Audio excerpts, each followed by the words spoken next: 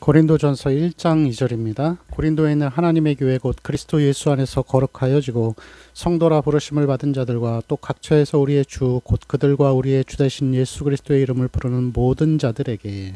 아멘.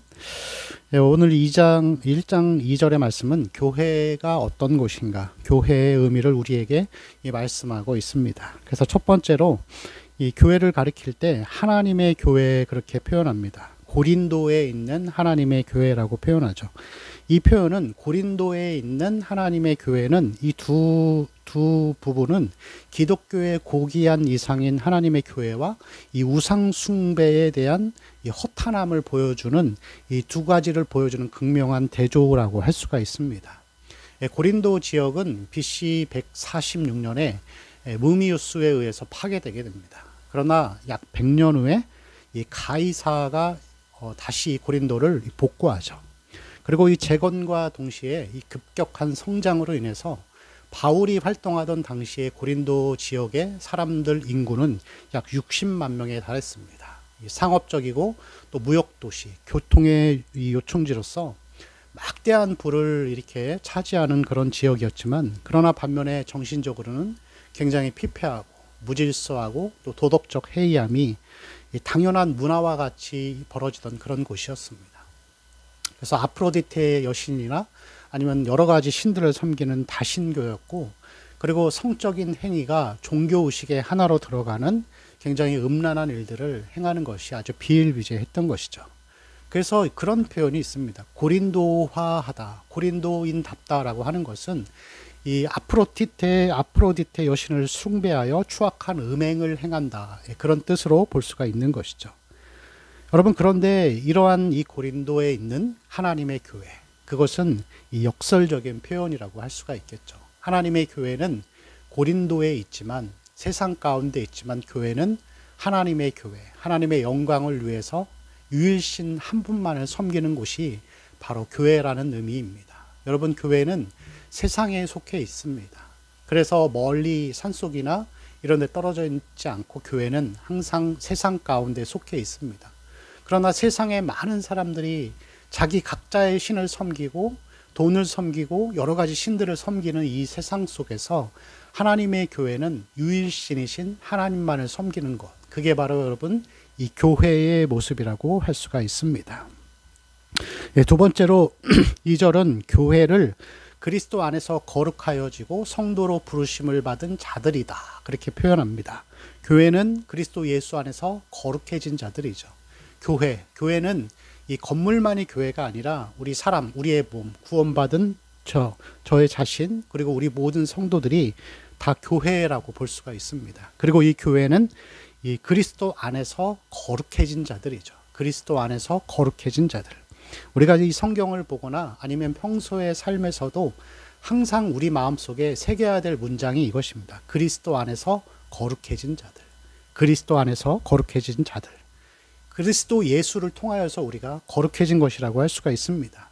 예수님이 이 땅에 오셔서 33년 동안 율법을 성취하시는데 완벽하게 하나도 빠짐없이 완전하게 이것을 다 성취하셨습니다. 이것을 의의 성취라고 그렇게 표현하는 것이죠.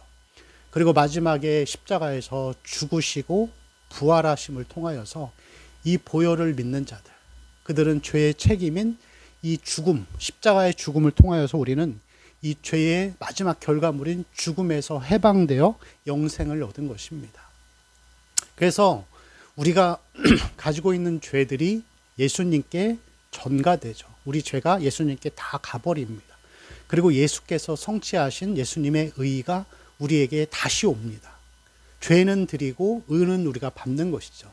그래서 우리를 하나님이 뭐라고 표현하시냐면은 이 믿음으로 구원받은 자들을 의롭다, 그렇게 표현하는 것입니다. 그리고 우리들을 의인들, 그리고 구원받은 자들을 의인들이라고 그렇게 표현하는 것입니다. 그런데 중요한 것은 뭐냐면은, 그렇다면 이 고린도 교회 성도들이 모두 다 그렇게 의롭고 거룩했을까요? 그렇지 않습니다. 그들도 구원을 받았지만 여전히 교리와 어떤 실천에 있어서 상당히 부패한 모습들을 많이 보여줍니다. 그래서 이 1장, 고린도전서 1장을 지나서 뒷부분으로 가다 보면은 음란에 대해서, 우상 숭배에 대해서 이러한 이야기들을 바울이 계속 하는 것을 볼 수가 있습니다. 그것은 왜 그러냐면은 이 고린도 지역의 특성상 그들에게 있어서 이런 성적인 음란행위나 아니면 우상 숭배는 그렇게 큰 죄로 이제 인식되지 않았던 거예요.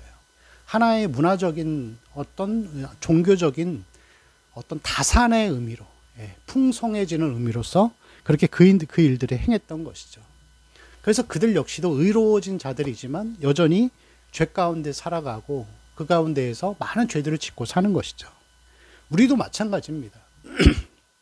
하나님이 우리를 구원해 주셨지만 우리가 믿음으로 의롭다 되었다고 해서 이것이 우리가 완전히 깨끗해졌다, 완전히 모든 죄에서 해방됐다라는 의미가 아닙니다. 이것은 법정적인 의미로서 우리의 죄의 책임을 면제받았다라는 하나의 어떤 선언이라고 할 수가 있습니다.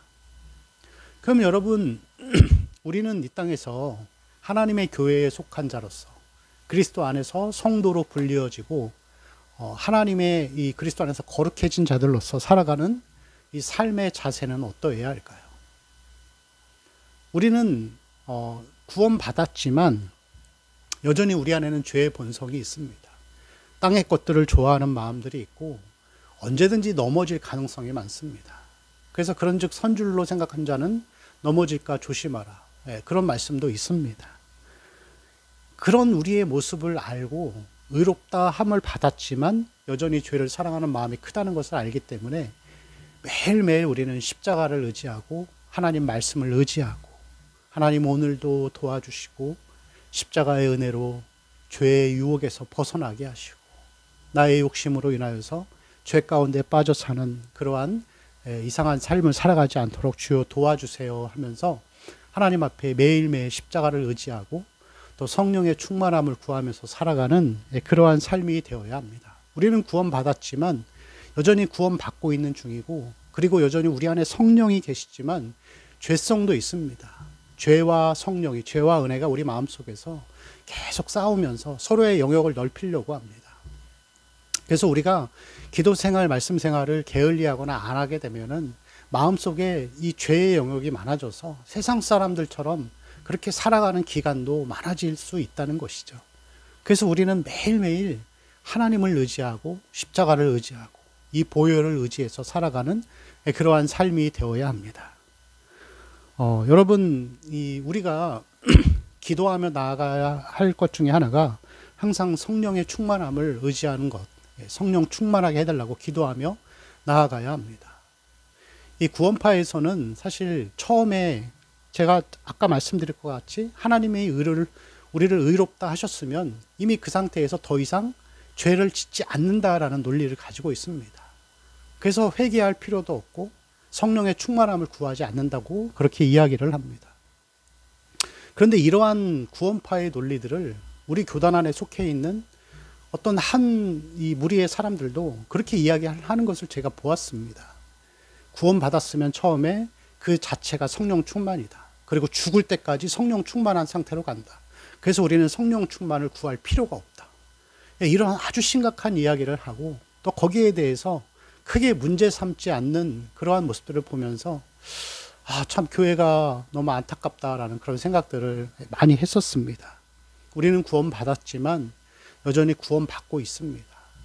구원받고 의롭다 함을 받았지만 여전히 우리 안에는 말씀 보기보다는 잠자기를 좋아하고 성경 보기보다는 TV 보기를 더 좋아하고 그러한 죄성들이 분명히 존재하기 때문에 늘 십자가와 보혈을 의지하고 성령의 충만함을 구하는 그러한 삶이 되어야 합니다. 매일매일 하나님을 의지하는 것, 매일매일 하나님을 의지하고 그의 도우심을 바라는 것은 우리 주님이 너무나도 기뻐하는 그러한 삶의 자세, 성도의 모습이라고 할 수가 있습니다. 두 번째, 우리의 삶은 목적의식을 분명히 가져야 합니다. 목적의식을 분명히 가지라고 하는 것은 이러한 뜻으로 볼 수 있습니다. 우리가 하나님이 거룩하다 하셨으니까 그리스도 안에서 매일매일 하나님을 의지하고 또 보혈을 의지해서 거룩하게 살려고 합니다. 근데 거룩하게 살려고 할지라도 우리의 본성이 나타날 때가 있어요. 그리고 사람들과의 관계로 인해서 때로는 분노하기도 하고 죄 짓고 싶지 않아도 죄를 자꾸 짓게 되는 경향들이 있습니다. 왜냐하면 세상에 우리가 보는 모든 것들은 다 하나님의 교회와 반대되는 것들입니다. 지금 막상 TV를 한번 켜보세요. TV를 켜보면은 다 뭐죠? 어떤 그런 즐거움, 아니면은 뭐 홈쇼핑 방송 이런 걸 보면 아주 좋은 것들을 사고 싶고 갖고 싶고, 그게 더 심하면은 탐욕을 부리고, 세상의 모든 문화들은 다 그렇습니다. 하나님의 교회가 속해 있는 이 세상은 다 그런 모습인 것이죠.